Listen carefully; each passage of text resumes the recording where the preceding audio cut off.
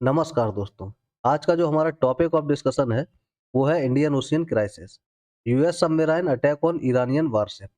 मतलब हम लोग बात करेंगे इंडियन ओशियन में जो एक डिस्प्यूट हुआ है, जिसमें यूएस सबमरीन ने ईरान के वारशिप पे अटैक कर दिया है। मतलब जो वारशिप क्या होता है, एक ऐसा जहाज जिसमें लड़ाई के लिए हथियार ले जाए जाते हैं, वेपन्स ले जाए जाते हैं।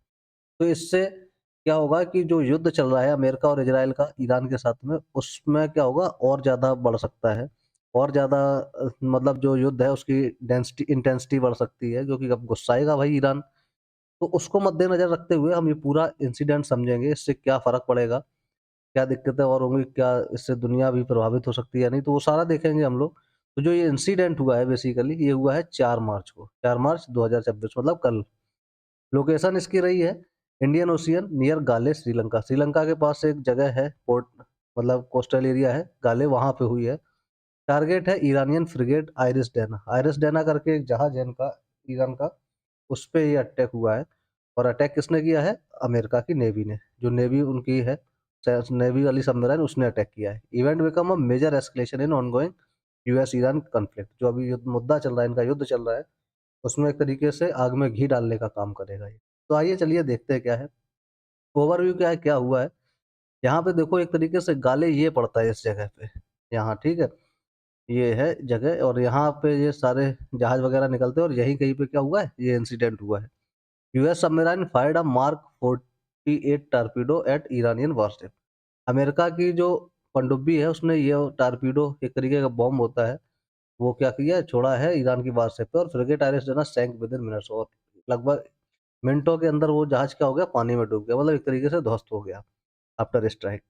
अराउंड 180 क्रू मेंबर्स वर बोर्ड और उसमें लगभग 180 क्रू मेंबर्स थे, 87 सेलर्स थे, वर किल्ड एंड 32 रेस्क्यूड। लगभग मतलब 87 उसमें क्या हो गए, मारे गए, और 32 को रेस्क्यू किया गया, विथ मैनी इनिशियली मिसिंग। और जो बाकी बचे हैं वो क्या है, अभी तक मिसिंग है, उनका पता भी नहीं लग रहा है कहाँ पे। तो ये इंसिडेंट हुआ है। इसमें क्या है, सिंपल बैकग्राउंड देख लेते हैं। Rising Iran US tensions. यहाँ पे क्या है, जो अमेरिका और ईरान का जो मामला चल रहा है, दिक्कतें चल रही है, उसको थोड़ा समझते हैं, ये क्यों ऐसा हो रहा है। US Israel strikes on Iranian military infrastructure. है क्या ये मुद्दा, कब से ये सब एक दूसरे पे हमला चल रहा है? जब से अमेरिका और इजराइल ने ईरान की मिलिट्री इंफ्रास्ट्रक्चर पे हमला किया। वही सिंपल सा है कि जैसे अभी खामनेई को मारा है उन्होंने, और उसके पहले क्या है, वहाँ पे जो ईरान है वो क्या करता है कि अपने न्यूक्लियर स्ट्रक्चर को, इंफ्रास्ट्रक्चर को बढ़ा रहा है, तो उन सबको वो बढ़ाने नहीं देना चाहते यूएस और इजराइल। इसलिए उन्होंने उस पे क्या कर दिया, अटैक कर दिया। तब से ये मुद्दा गरमाया हुआ है। Iranian missile and drones responses in the middle east. और यहाँ से क्या है, जो ईरान पे हमला किया तो ईरान ने भाई अपना रिस्पॉन्स किया, रिटेलिएट किया मिसाइल वगैरह ड्रोन से मिडल ईस्ट में। Strategic competition over Persian gulf and regional influence. और फिर सिंपल सा क्या है, यहाँ पे मुद्दा बहुत ज़्यादा बढ़ गया है वहाँ पे गल्फ वगैरह के देशों में। अब यहाँ पे जो बात कर रहे हैं, ये तो हो गया मुद्दा, क्यों ये सब हो रहा है, ये सब इतनी पनडुब्बी वगैरह पे। अब जिस पे हमला हुआ है उसको भी देख लेते हैं। आइरिस डेना है क्या, जो इनकी पनडुब्बी को डुबा दिया अमेरिका ने। ये जो है मौज क्लास फ्रिगेट है ये। कमीशन यो जो ईरान ने लगाई थी ये पनडुब्बी, ये इनकी अपनी वारशिप, ये 2021 में यहाँ पे लाए थे समुंदर में। इसकी लेंथ जो है वो 95 मीटर्स की है और स्पीड लगभग है 30 नॉट्स की। तो पानी में स्पीड होती है, नॉट्स में मेजर करते हैं। क्रू जो है वो लगभग 140 से 180 के बीच में थे। हथियार क्या ले जाता है ये? एंटी शिप मिसाइल्स रखता है। मतलब इसमें मिसाइल्स होती है anti ship, surface to air missiles होती है, मतलब मारने वाली जो सरफेस से एयर में उड़ा दे, टॉरपीडोस होते हैं और नेवल गन्स होते हैं। इसमें भी क्या होते हैं, बहुत सारे हथियार लेके ये चलती है। Why the ship was near India. लेकिन ये भाई जो उड़ाया है, ये कहाँ पे उड़ाया है? गाले, इंडियन ओशियन में। तो यहाँ पे ये शिप क्या कर रही थी? तो ये बेसिकली क्या था, पार्टिसिपेशन इन नवल एक्सरसाइज। जो इंडिया में अभी इंडियन ओशियन में जो वारशिप्स आई थी, वहाँ पे पार्टिसिपेट करने के लिए, नवल एक्सरसाइज़ेज़ के लिए, तो वहाँ पे उसकी वजह से वो आई थी और वो इसी वजह से यहाँ पे थी। सिंपल है, वही जो मिलन नवल एक्सरसाइज़ हुआ था उसमें पार्टिसिपेट किया था इंटरनेशनल फ्लीट रिव्यू 2026 में। Hosted by India at Visakhapatnam. जो किसके द्वारा होस्ट किया गया था? इंडिया के द्वारा। कहाँ पे? विशाखापट्टनम के अंदर। जो पूरी मिलिट्री एक्सरसाइज़ हुई थी, 70 प्लस देशों के लोग आए थे। जो नौसेनाएँ आई थी वहाँ पे। इसकी वजह से वो यहाँ पे थे। पर्पस क्या था? Simple, promote maritime cooperation and novel diplomacy. और ये जो शिप्स वगैरह आई थी, यहीं ताकि यानी कोऑपरेशन को दिखाने के लिए कि नावल जो समुद्र में कैसे एक-दूसरे के लिए कोऑपरेशन करेंगे और अपनी डिप्लोमेसी अच्छी रखेंगे। After the exercise warship was returning to Iran when attacked. और ये यहाँ से जब ये एक्सरसाइज खत्म हो गई तो ईरान की जो वारशिप है वो ईरान जा रही थी वापस, और उस लौटते ही टाइम पे अमेरिका ने क्या कर दिया, वहाँ पे हमला कर दिया। बेसिकली एक तरीक़े से अगर देखा जाए तो अमेरिका ने ये एक तरीक़े से देखा जाए तब हमला किया जब वो किसी के यहाँ पे आमंत्रण पे गए थे। लोकेशन क्या है अटैक की? लोकेशन है इसकी, attack occurred 40 nautical miles south of the गाले। साउथ गाले कहाँ है यहाँ पे? ये है अमेरिका का, और यहाँ कहीं पे हमला हुआ है, ठीक है? तो यहाँ पे 40 नॉटिकल माइल्स पे location lies near major global shipping lanes. और जो लोकेशन है यहाँ से बहुत सारी क्या होती है, जो शिप्स होती हैं वो कार्गोस वगैरह ये सारे यहाँ से निकलते हैं। ये मेजर वाला है और इधर से भी निकलते हैं, लेकिन ये माइनर वाला रूट है, ये सबसे मेजर रूट है, और यहीं पे क्या हुआ, यहीं पे हमला किया गया। Area connect Persian gulf, Indian ocean, south east Asia. इधर गल्फ के देशों को मतलब जोड़ता है, और यहाँ पे इंडियन ओशियन है ही, और साउथ ईस्ट एशिया ये इधर सब में क्या है, ये पूरे सभी इस जगह पे मतलब ये एरिया जहाँ पे हमला हुआ है, ये सारी जगह को क्या करता है, कनेक्ट करता है। इम्पोर्टेंस क्या है? One of the busiest maritime corridor in the world. जहाँ पे अटैक हुआ है, वहाँ पे वो बहुत ही बिज़ी कॉरिडोर है, मतलब वहाँ से हमेशा जहाज़ निकलते रहते हैं, और ऐसी जगह पे क्या कर दिया, यहाँ पे हमला किया गया है। How the submarine attack happened? कैसे सबमराइन अटैक हुआ? सिंपल है, यूएस ने क्या किया, यहाँ पे एक मार्क 48 टॉर्पीडो लॉन्च कर दिया, फायर किया। टॉर्पीडो जो होता है वो वायर गाइडेड था, एक्टिव पैसिव होमिंग वेपन होता है। जो देखो सिंपल सा अगर वॉरहेड को देखा जाए तो यहाँ पे टॉर्पीडो वगैरह इस तरीके के होते हैं, इसका स्ट्रक्चर। यहाँ पे आगे क्या होता है, यहाँ पे सारा का सारा वॉरहेड होता है, जो मतलब उसका फोड़ने वाला पटाखा, मतलब एक्सप्लोजिव होता है। ये एनर्जी सेक्शन होता है यहाँ पे, मतलब आगे ले जाने के लिए, और after body and tail section. और इधर क्या होता है, वो एक तरीके से यहाँ से वो निकलती है एनर्जी, और इससे क्या होता है, वो आगे बढ़ता है। तो यही पूरा है यहाँ पे। तो इस तरीके मतलब ये सिंपल सा यहाँ पे पूरा एक्सप्लोसिव भरा होता है, यहाँ से जलता है, फ्यूल वगैरह होता है, और यहाँ क्या होता है, ये आउटर सेक्शन होता है, यहाँ से मतलब इनका जो फ्यूल वगैरह बर्न होता है वो बाहर निकलता है। तो इस तरीके से फिर आगे बढ़ता है। और टॉर्पीडो सिंपल सा क्या है, ये जो था वो एक्टिव पोसिंग होमिंग वेपन था, मतलब दोनों तरीके का रखा था कि तुरंत भी अटैक करे, उसमें कुछ देर के लिए रह भी जाए। Design to destroy large warship and submarines. ये जो टॉर्पीडो था वो ऐसा था जिससे कि बड़े-बड़े वॉरशिप्स को क्या करा जा सके, डिस्ट्रॉय किया जाए, और सबमराइन्स को भी, जो पनडुब्बियाँ होती हैं उनको भी डिस्ट्रॉय कर सकता है। इतना घातक टॉर्पीडो इन्होंने लॉन्च किया था। मतलब एक तरीके से इनका पूरा मकसद यही था कि हमें पूरे तरीके से क्या करना है, उसको ध्वस्त करना है। मतलब बचाने की कोई भी मतलब नहीं था कि डरा धमका दें, सीधा अमेरिका ने क्या किया, पूरा ही उसको नष्ट कर दिया। आउटकम इसका क्या निकला, massive underwater explosion led to the rapid sinking of the ship. और इतना बड़ा धमाका हुआ कि पूरी शिप मिनटों के अंदर क्या हो गई, उसमें डूब गई। रेस्क्यू ऑपरेशन चलाया गया फिर, इमरजेंसी इससे distress call call received by Sri Lanka navy. और जो रेस्क्यू ऑपरेशन चलाया वो किसने चलाया, श्रीलंकन नेवी ने चलाया। Rescue teams deployed naval ships, aircraft and helicopter. यहाँ पे नवल शिप्स मतलब जो छोटे जहाज थे उनके, उनसे बचाया गया। एयरक्राफ्ट लाए गए, हेलीकॉप्टर वगैरह से रेस्क्यू ऑपरेशन चलाया गया, जिससे 32 सेलर्स रेस्क्यूड किए गए, bodies recovered and injured treated in गाले हॉस्पिटल। और जो घायल, हमले में घायल वगैरह थे, उनको तुरंत अस्पताल में गाले में ले जाया गया। स्ट्रैटेजिक इम्पोर्टेंस अब समझते हैं यहाँ पे। स्ट्रैटेजिक इम्पोर्टेंस क्या है सबमराइन्स का? तो जो सबमराइन अमेरिका ने उड़ाया है ईरान का, तो भाई इतना क्या मतलब ज़रूरी था इनका कि समुद्र के अंदर केवल 180 जो लोग थे, वो उनको उड़ा दिया, और इतना ज़्यादा इम्पोर्टेंस रखते हैं क्या सबमराइन? जो सबमराइन को उन्होंने उड़ाना इतना ज़रूरी समझा कि अटैक तो चल ही रहा है देश के अंदर। तो यहाँ पे क्या है बेसिकली, क्यों मतलब इतना ज़्यादा इम्पोर्टेंस रखती है सबमराइन्स वगैरह? तो सबमराइन्स जो होती हैं वो पावरफुल क्यों मानी जाती है? क्योंकि उनमें stealth capacity, surprise attack potential, long range strike ability, difficult detection. जो सबमराइन्स होती है बेसिकली एक तरीके से देखा जाए तो हर देश चाहता है कि उनकी जो समुद्री सीमा है, उसको अच्छे से सेफ किया जा सके। तो और वो होती कैसी है, बहुत मजबूत होती हैं, इसलिए वो पानी में रहती हैं, और अटैक कर सकती है, क्षमता बहुत अच्छी होती है, कहीं पे भी अटैक कर सकती है, सरफेस टू एयर अपने पनडुब्बी से, मतलब कहीं भी हवा में भी मार कर सकती हैं, लॉन्ग रेंज में भी बहुत सारे किलोमीटर्स तक मार कर सकती है। और मिलिट्री में इसके लिए क्या होता है, सी डिनायल होता है, वही सिंपल सा। तो समुद्र की सीमा को ये क्या करते हैं, सेव करती है। इंटेलिजेंस गैदरिंग, समुद्र के रास्ते भी बहुत सारे अटैकर्स आते रहते हैं, लोग हमला कर देते हैं देशों पे, तो वहाँ पे इंटेलिजेंस इनपुट्स वगैरह लेते हैं। स्ट्रेटेजिक डिटरेंस, और अपना एक तरीके से दुश्मन को दुश्मन से लड़ने के लिए, दुश्मन से बचाव के लिए वहाँ पे क्या रहती हैं, तैनात रहती हैं। तो लोग, जो दुनिया है वो भी चाहती है कि समुद्री सीमा पे भी क्या करा जाए, किसी को कमज़ोर करा जाए, तो वो भी एक बहुत बड़ी बात होगी युद्ध में जीतने के लिए। अमेरिका ने सोचा होगा भाई क्या है यहाँ पे, समुंदर में जहाज दिख गया तो वहाँ पे भी उन्होंने लड़ाई कर दी। अब यहाँ पे रेयर नावल इवेंट जो जिस तरीके का ये हमला हुआ है, क्या ऐसा पहले कभी भी इतिहास में हुआ है हमला? जिस तरीके से ये पानी में यहाँ पे इन्होंने मार दिया। Submarine sinking a surface warship is rare in modern warfare. आजकल देखा जाता है कि ज़्यादातर लोग जो होते हैं वो समुद्र में लड़ाई नहीं लड़ते हैं, वॉरशिप्स नहीं वॉर नहीं करते हैं। लेकिन एक केस था यहाँ पे एआरए जनरल बेलग्रानो केस था 1980 में फ़ेल्कलैंड वॉर जो फ़ेल्कलैंड वॉर था युद्ध था 1982 में। वहाँ पे ऐसा केस देखा था जहाँ पे क्या हुआ था समुद्र के अंदर जाके मारा था किसको? शिप को।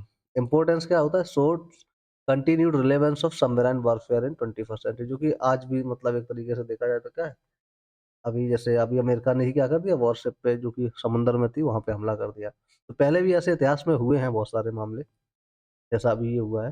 बट आजकल जो लोग होते हैं वो क्या करते हैं, जो देश होते हैं वो एक-दूसरे पे या तो साइबर अटैक करते हैं या mainly drone attack, air strikes ये सारी चलती हैं ज़्यादातर तो। अब यहाँ पे legal and international law issues अब यहाँ पे जो हमला हुआ है, यहाँ पे इंटरनेशनल लॉ इश्यूज़ क्या हैं? कानूनी अगर कुछ देखा जाए तो।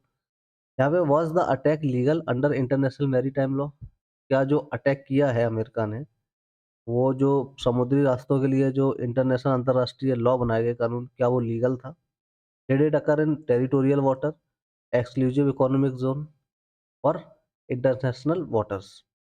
ठीक है, तो यहाँ पे होता क्या है, जो समुंदर है, उसके अंदर भी बहुत सारी चीज़ें होती हैं, जो कुछ जगह होती है, जैसे यहाँ पे अगर देखा जाए ये इंडिया है। इंडिया की ये वाला जगह है, जो ये कम ग्रीन दिख रहा है, ये क्या है ये 200 नॉटिकल माइल्स है, जो कि बाउंड्री टाइप होता है। एक तरीके से ये इंडिया के अंदर आता है, ठीक है? और उसके बाद एक्सक्लूसिव इकोनॉमिक ज़ोन होता है यहाँ पे, ठीक है? ये वाले हैं, ये सारे।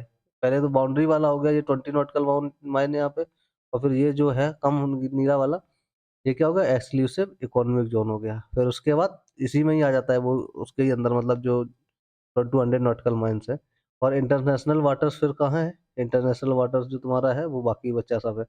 तो कहने का मतलब ये है कि जो ये वाला वाटर है जो लेस मतलब थोड़ा वैसा है फीका ब्लू है, क्या उसमें हमला हुआ है? क्योंकि वो तो इकोनॉमिक ज़ोन है, वहाँ पे तो हमले वगैरह नहीं होना चाहिए क्योंकि वहाँ से क्या होता है गाड़ियाँ वगैरह गुज़रती हैं। तो वो सारा है जहाँ पे मतलब एक तरीके से मैरीटाइम रूट है, क्या वहाँ पे हमला हुआ है? वहाँ पे हमला हुआ है तो वो क्या एक तरीके से इश्यू है, क्योंकि वो रोड था जहाँ पे रोड बोल दो बेसिकली क्या है सी रूट था। सी रूट समुद्री रास्ता था जहाँ पे मतलब जो इकोनॉमी को चलाने वाले व शिप्स निकलते हैं सामान वाले, वहाँ पे ऐसे हमले वगैरह नहीं होना चाहिए ना। तो वो सब देखा जाएगा और वो किस पे देखा जाता है यूएनसीएलओएस है एक यहाँ पे United Nations Convention on the law of sea ये ऑर्गेनाइजेशन है वो देखती है। तो देखिए कि कहाँ पे हमला हुआ है, अगर इंटरनेशनल वाटर में हुआ है तो पता नहीं, बाकी इन दोनों में होगा, टेरिटोरियल वाटर में हुआ है तो जिस देश के पास हुआ है उसका लॉ उस पे एक्शन लेगा। एक्सक्लूसिव इकोनॉमिक ज़ोन में हुआ है तो वहाँ पे बेसिकली क्या है वो तुम्हारे इकोनॉमिक ज़ोन से वहाँ नहीं होना चाहिए। इंटरनेशनल वाटर पे हुआ है, कहाँ हुआ है वो देखना पड़ेगा। इम्पैक्ट ऑन इंडिया अब जो हमला हुआ है इससे इंडिया पे क्या इम्पैक्ट पड़ेगा? इंडिया क्यों इतना कंसर्न है? Incident happen near India's maritime neighbourhood जो ये हमला हुआ है, जो ये इंसिडेंट हुआ, डिस्प्यूट हुआ है, ये बेसिकली इंडिया के जो समुद्री रेखाएँ हैं, उसके पड़ोस में ही हुआ है। मतलब श्रीलंका के गाले में हुआ है, लेकिन आता तो वो इंडिया के ही मतलब ओशियन में है। Ship had participated in Indian hosted novel exercise और क्योंकि ये जो शिप थी, वो एक तरीके का इंडिया की मेहमान थी, वहाँ पे अगर देखा जाए। तो ये इंडिया के लिए कंसर्न की बात है कि उनके एक मेहमान पे क्या किया गया है? हमला किया गया है। तो यहाँ पे इंडिया को एक तरीके से बनता है कि भाई उस पे कुछ निंदा करे, कम से कम कुछ नहीं कर सकते तो निंदा तो कर सकते हो कि तुम्हारा एक वो मेहमान था और उस पे हमला कर दिया गया है। Raises concern regarding Indian ocean security अब कोई आगे आने वाले समय में जब इंडिया आएगा, तो वो सोचेगा कि भाई हम तो यहाँ पे इंडिया के मेहमान बन के आया था और इंडियन ओशियन की सिक्योरिटी के लिए क्या है एक बहुत बड़ा कंसर्न है। ट्रेड रूट्स जहाँ पे व्यापारी रास्ते हैं, व्यापार करने वाले, वो रास्तों पे अगर हमले हो रहे हैं तो ये भी एक बहुत बड़ी बात है और डिप्लोमेटिक बैलेंस और इंडिया कैसे इन सब चीज़ों से निपटेगा, वो भी बहुत बड़ी बात है। पर डिप्लोमैटिकली क्या करना पड़ेगा? सही से जवाब देना पड़ेगा। भाई तुम्हारे यहाँ पे इंसान मेहमान बन के आया था और किसी ने हमला किया है, वो चीज़ क्या है बहुत बड़ी बात है। ग्लोबल जियोपॉलिटिकल इम्प्लीकेशंस अब यहाँ पे दुनिया में मतलब इससे जियोपॉलिटिकल क्या प्रभाव पड़ेंगे? पॉसिबल कॉन्सिक्वेंसेस क्या हो सकते हैं? Expansion of conflict beyond middle east. अब जो हमला हुआ है, यहाँ पे चल रहे हैं ये सारे हमले, और ये हमले अब क्या हो सकते हैं? ये मिडल ईस्ट के, इधर मिडल ईस्ट से इधर भी जा सकते हैं, क्योंकि अमेरिका अमेरिका इधर भी फैल सकते हैं। कहीं पे भी मतलब ये क्या होगा, और चाइना वगैरह अगर कहीं कुछ बोल दिया तो और दिक्कत होगी। Threat to global shipping routes, क्योंकि भैया यहाँ पे तुम हमला कर रहे हो इस जगह, इस शिपिंग रूट्स हैं ये सारे, यहाँ पे हमला कर रहे हो तो भाई कोई और भी करेगा, तुमने किया तो दूसरा भी करेगा। तो इससे क्या है, थोड़ा खतरा बढ़ गया है। Risk of Naval escalation in Indian ocean, अब इंडियन ओशियन में यहाँ पे हुआ है हमला, तो यहाँ पे अब क्या हो सकता है, समुद्री रास्तों पे यहाँ पे और भी लड़ाइयाँ हो सकती है, कॉन्फ्लिक्ट हो सकता है। कंट्रीज वाचिंग क्लोजली, यहाँ पे जो इंडिया है, चाइना है, गल्फ स्टेट्स हैं, यूरोपियन यूनियन है, इंडिया, चाइना, गल्फ स्टेट्स जो है ये इधर वाले, और यूरोपियन यूनियन, ये सब क्या है यहाँ पे कह रहे हैं भाई नज़र बना के रखे, देखो भाई क्या है। यहाँ पे बेसिकली लेना चाहिए, इनको स्टैंड लेना चाहिए इंडिया को कहीं न कहीं, कि भाई तुम्हारे यहाँ पे आई थी वो सिर्फ़, और उस पे हमला हुआ है।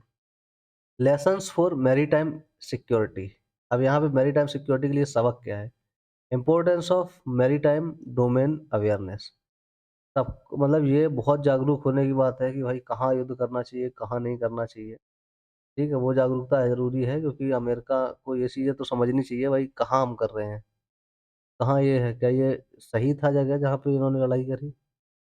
Need for Naval cooperation between Nations, और यहाँ पे अलग-अलग राष्ट्र के जो नवल मतलब शिप्स हैं, या मतलब जो भी एक तरीके का उनका आवाजाही है, या जो भी मतलब संस्थाएँ हैं, उनमें सब में क्या है, समुद्री संस्थाओं में जो भी ऑर्गेनाइज़ेशंस हैं, अलग-अलग देशों की सभी संस्थाओं में कोऑपरेशन होना चाहिए, एक-दूसरे के साथ मिलके काम करना चाहिए, ना कि लड़ाई करना चाहिए। Increased role of submarine detection systems, anti submarine warfare, अब सिंपल बात है, जब कभी युद्ध होता है, तो फिर क्या होता है, अपने आप को लोग हाई टेक बनाते हैं। अब बहुत सारे लोग क्या करेंगे, अच्छी-अच्छी डिटेक्शन सिस्टम्स लाएँगे, अगर हमारे ऊपर हमला कर रहा है कोई, तो हम कैसे वहाँ पे रोक सकें। तो वही है, कोई हमला कैसे डिटेक्ट कैसे कर सके कि हमारा दुश्मन है, क्या है, हम पे हमला कर रहा है, क्या कर रहा है। वो सारी चीज़ें पहले से अगर डिटेक्ट कर पाएगा तो क्या होगा, उसको निपट पाएगा। तो ये सारी चीज़ें भी अभी क्या आएँगी यहाँ पे ध्यान में आएँगी, और लोग जो देश हैं अलग-अलग, वो क्या करेंगे, हाई-टेक चीज़ें अपनी बनाएँगे अब, अगर ऐसी लड़ाइयाँ होंगी तो। अब यहाँ पे निष्कर्ष क्या निकलता है, sinking of IRIS Dena marks a major naval escalation in modern politics, जो अभी आधुनिक पॉलिटिक्स है, जियोपॉलिटिक्स, उसमें जो आइरिस डेना ईरान का वारशिप थी, उस पे जो हमला किया गया, ये बहुत बड़ा समुद्री समुद्री सीमा पर हमला करना, किसी के ऊपर मतलब चढ़ाई करना माना जा रहा है, जो अभी आज के ज़माने में। Demonstrate the strategic importance of submarine, और यहाँ से पता चलता है कि कितना इम्पोर्टेंस है सबमरीन्स का जहाज वारफेयर में। जब युद्ध होता है तो सबमरीन्स कितना ज़्यादा इम्पोर्टेंस लाती है, क्योंकि वही सबमरीन ने ही क्या किया है, अमेरिका की हमला किया है। Raises legal, strategic and diplomatic questions for the international community. अब यहाँ पे ये भी एक बहुत बड़ा सवाल उठता है कानूनी, कि भाई कितना लीगल है, कितना जायज़ है, और ये स्ट्रेटेजिक है, डिप्लोमेटिक है, कि किसी दूसरे के लिए जहाज़ पे तुम हमला कर दो तब, जब वो कहीं दूसरी जगह पार्टिसिपेशन के लिए गया हो वो जहाज़। तो ये सारी चीज़ें क्या है, एक तरीके का सवाल उठाता है वहाँ पे, कि भाई क्या ये सही था जो हमला किया गया, या ये सरासर गलत है? क्योंकि अगर ऐसे किया जाएगा तो क्या होगा आगे चल के? दिक्कतें ही होगी। और क्योंकि आज तुमने किया है, कल कोई और करेगा। तो भाई कैसे हर एक देश को आगे आना होगा, और इन सब चीज़ों पे स्टैंड लेना होगा कि भाई ये सब चीज़ें गलत हैं। तो अभी अगर सही से स्टैंड लिया हो जाएगा, और जब सब मिल के काम करेंगे, सब कहेंगे गलत को गलत, तो सही को सही दबाव में नहीं आएगा। तभी ये चीज़ें क्या होगी, सही से लागू हो पाएँगी। तो आज के लेक्चर में यही था, और ऐसे ही इम्पोर्टेंट लेक्चर्स के लिए, जो हमारी कॉम्पिटिशन की तैयारियों के लिए और आगे आने वाले जो भी एग्ज़ाम हैं उनके लिए इम्पोर्टेंट है, तो हमारे चैनल के साथ बने रहिए। लाइक कीजिए, शेयर कीजिए, सब्सक्राइब कीजिए, ताकि हम और भी ऐसे ही लाते रहें और आपको इन्फॉर्मेशन देते रहें। धन्यवाद।